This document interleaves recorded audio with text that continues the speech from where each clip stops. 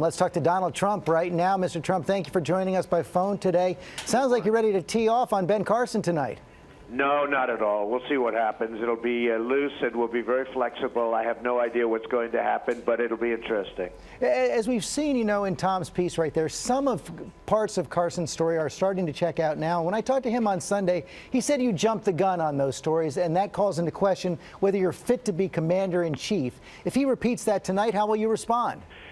Well, I'll just simply say, and I mean it to the bottom, the case was made that he went after his mother with a hammer, and he wanted to hit his mother over the head with a hammer, that he stabbed somebody, that he hit somebody in the face with a lock. He smashed somebody's face with a lock, with a padlock, and other things. And I'm saying, and he's trying to justify this because he wants to be telling the truth, and he's trying to justify it.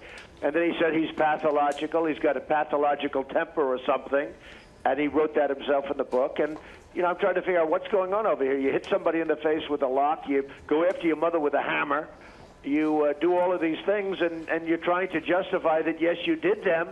And that's supposed to make you credible. We heard the word. And it's a very strange situation. We heard the word hammer there several times in your answer. I want to ask you about an ABC News poll that just is out today. You and Ben Carson at the top of most polls right now, and you're both doing quite well with Republican voters, high favorability. But when it goes to the general election voters, he's doing much better than you. He's got a 50% favorability. You're only at 38, and 59% unfavorable for you. How do you explain that, and anything you can do about it? Well, sure, you do a lot about it once you start running and once you start focusing on that. Zogby just came out with a poll where I'm at 30-17 against Ben, and you do a lot of things about it. And I beat Hillary head-to-head in numerous polls. So I think, but that's a different group of folks. Right now I'm dealing with the Republicans. And you're also dealing with China. In an op-ed in the Wall Street Journal today, you say it's time to tell the truth on China. But critics say the policies you're calling for will spark a trade war that will backfire on the United States. How do you respond? Well, what's a trade war? We're losing $400 billion a year with China in terms of imbalance. They're killing us, and in every respect, and they're currency manipulators. What they're doing is they're beating us with their currency manipulation and other things. So when you say trade war, they've got a trade war against us. They beat us at every front. We have people that don't know what they're doing. We have people literally that have no clue. And if you look at what China is doing step by step by step, trade war, sure, you won't even have a trade war. China has taken so much money out of the United States, so many jobs, so much of our base, that trade war, I don't think you'll have one, frankly, because they can't afford a trade war.